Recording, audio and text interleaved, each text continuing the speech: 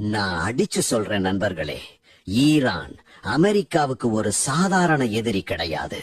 அதுக்கும் மேல இந்த வீடியோவை நீங்க பாக்குறப்போ ஒரு ரியல் ஹாலிவுட் பொலிட்டிக்கல் த்ரில்லர் பார்த்த மாதிரி ஃபீல் வரும். ஒரு 10 நிமிஷம் மட்டும் வீடியோவை ஸ்கிப் பண்ணாம பாருங்க. பிடிச்சிருந்தா மட்டும் லைக் பண்ணுங்க, சப்ஸ்கிரைப் பண்ணுங்க. ஏன்னா இந்த கதை ஒரு நாட்டோட கதை இல்ல, உலக அரசியலை குலுக்கி விட்ட ஒரு வரலாறு. 2026 உலகம் ஒரு நூலிழை மேலே நின்று கிடக்கிறது. மத்திய கிழக்கில் என்ன வேண்டுமானாலும் நடக்கலாம். குறிப்பாக அமெரிக்காவுக்கும் ஈரானுக்கும் நடுவில் இருக்கிற பகை இன்றைக்கு நேற்று உருவானதல்ல. இது ஒரு தனிப்பட்ட மனிதனுக்கு வரக்கூடிய கோபம் மாதிரி இல்லை. இது தலைமுறைகள் கடந்து வந்த இரத்த வெறி. ஒரு பக்கம் உலகின் மிகப்பெரிய வல்லரசான அமெரிக்கா, இன்னொரு பக்கம் பொருளாதார தடைகளால் நசுங்கி போன, போர்களால் கிழிந்து தொங்கும் ஈரான். ஆனால் இந்த ஈரான் அமெரிக்காவுக்கு ஒரு சாதாரண எதிரி கிடையாது. இது ஒரு தீராத தலைவலி.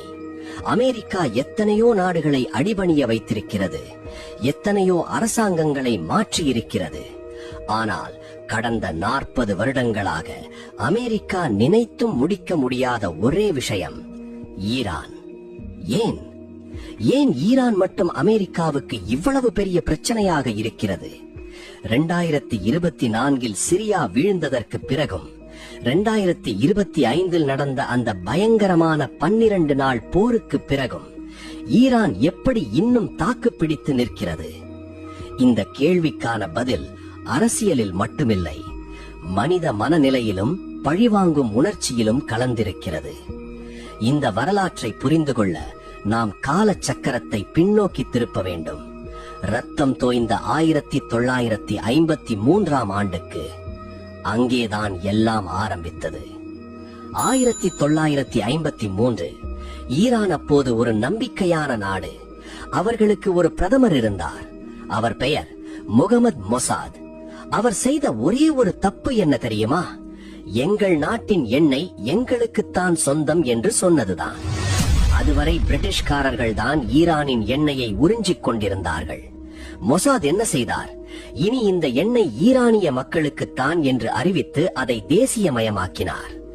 மேற்கத்திய நாடுகளுக்கு இது ஒரு பெரிய அதிர்ச்சி, குறிப்பாக பிரிட்டனுக்கு. அவர்கள் நேராக அமெரிக்காவை அணுகினர். மொசாத் கம்யூனிஸ்டாக மாறிவிடுவார், ரஷ்யா பக்கம் போய்விடுவார் என்று பயத்தை கிளப்பினர். அப்போது அமெரிக்கா என்ன செய்தது தெரியுமா? ஜனநாயகத்தை பற்றி பேசும் அந்த அமெரிக்கா ஈரானின் ஜனநாயகத்தை குழி தோண்டி புதைத்தது. அந்த திட்டத்தின் பெயர் ஆபரேஷன் ஆஜாக்ஸ். CIA மற்றும் MI6 இணைந்து மக்கள் தேர்ந்தெடுத்த பிரதமரை பதவியிலிருந்து அகற்றினர். அதற்கு பதிலாக ஷா முகமது ரசா பலவியை ஆட்சியில் அமர்த்தினர். அது அன்றைக்கு அமெரிக்காவுக்கு ஒரு வெற்றி போல இருந்திருக்கலாம். ஆனால் அன்றைய நாளில் ஈரானிய மக்களின் மனதில் விதைக்கப்பட்ட விதை வெறுப்பு விதை. எங்கள் விதியை தீர்மானிக்க அமெரிக்கா யார் என்ற கேள்வி ஒவ்வொரு ஈரானியனின் மனதிலும் எழுந்தது. அடுத்த 25 வருடங்கள் ஷா ஒரு சர்வாதிகாரியாக ஆட்சி செய்தார். அவரின் பின்னால் இருந்தது அமெரிக்கா. ஈரானை ஒரு யூரோப்பிய நாடு போல மாற்ற நினைத்தார். ஆனால் அதே நேரத்தில் சாவக் என்ற ரகசிய காவல்துறையை வைத்து தன்னை எதிர்த்த அனைவரையும் சித்தரவை செய்தார்.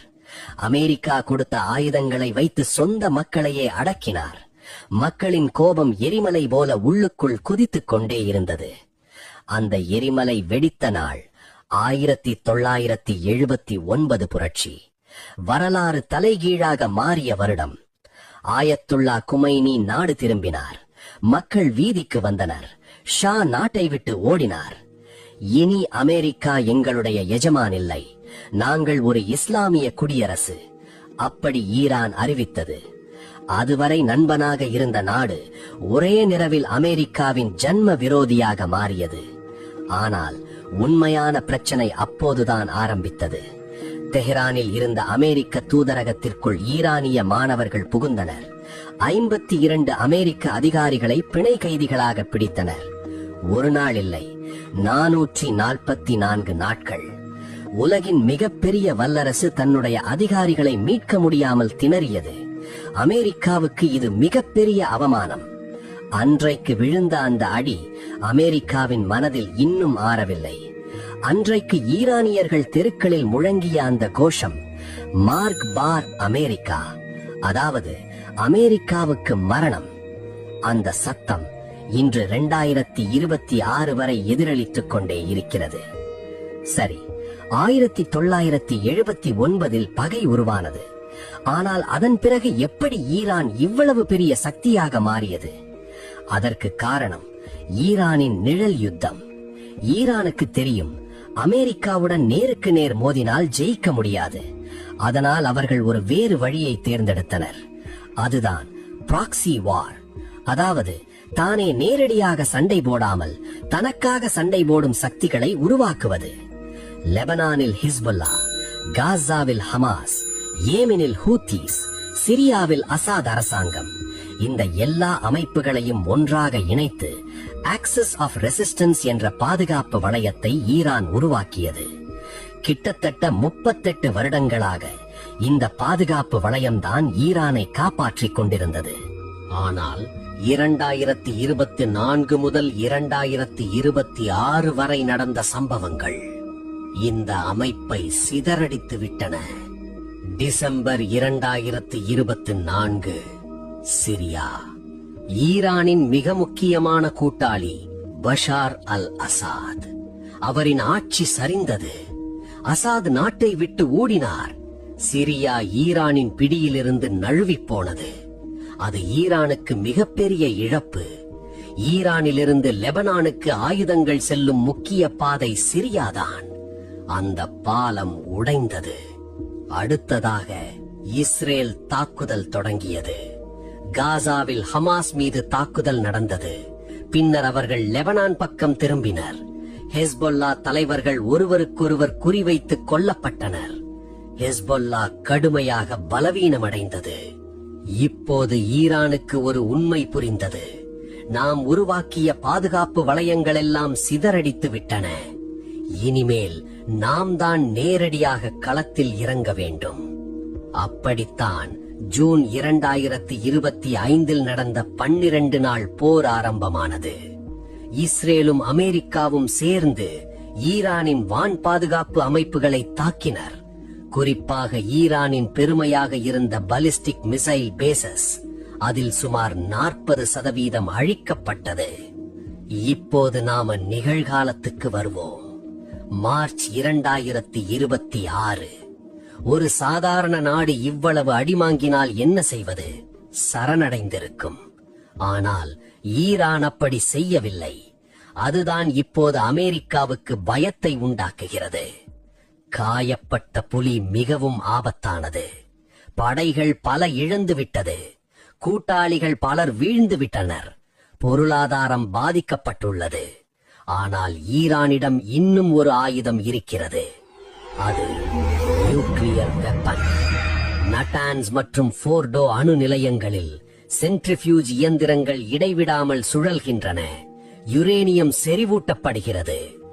அமெரிக்காவுக்கு இது மிகப்பெரிய தலைவலி. ஏனெனில் ஈரான் அணுகுண்டு தயாரித்து விட்டால் மத்திய கிழக்கின் சக்தி சமநிலை மாறிவிடும். சவுதி அரேபியா, டர்க்கி போன்ற நாடுகளும் நியூக்ளியர் வெப்பன்ஸ் தேடத் தொடங்கலாம். அதைத்தான் தடுக்க இப்போது ஓமன் நாட்டில் ரகசிய பேச்சுவார்த்தைகள் நடைபெற்றுக் கொண்டிருக்கின்றன. ஒரு பக்கம் அமெரிக்க தூதர்கள், இன்னொரு பக்கம் ஈரானிய அமைச்சர்கள். ஆனால் இரு தரப்புக்கும் தெரியும், இந்த பேச்சுவார்த்தையில் நம்பிக்கை என்ற வார்த்தைக்கு இடமில்லை. இது மட்டுமில்ல, பொருளாதார ரீதியாகவும் அமெரிக்கா ஈரானை நெரித்துக் கொண்டே இருக்கிறது. மேக்சிமம் பிரஷர், அதாவது உச்சக்கட்ட அழுத்தம். ஆனால் அதையும் மீறி ஈரான் எப்படி பிழைக்கிறது? அங்கேதான் வருகிறது நிழல் கப்பல் படை.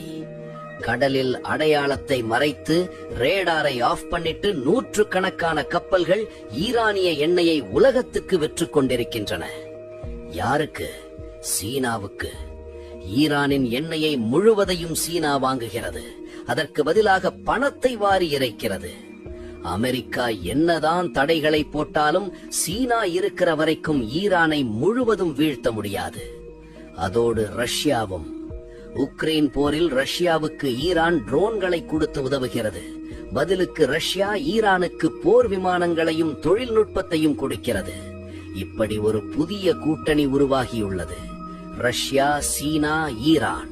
இது அமெரிக்காவின் டாலர் சாம்ராஜ்யத்துக்கே ஒரு சவால். ஒரு பக்கம் அணு ஆயுதத்துடன் ஈரான், இன்னொரு பக்கம் போர்க்கப்பல்களுடன் அமெரிக்கா. யார் முதலில் கண்ணை சிமிட்டப் போகிறார்கள்? அல்லது உலகம் இன்னொரு பெரிய போரின் விளிம்பில் நிற்கிறதா? அதற்கான பதிலை காலமே சொல்லும். ஆனால் ஒன்று மட்டும் நிச்சயம், மத்திய கிழக்கில் அமைதி இப்போதைக்கு ஒரு எட்டா கனவு.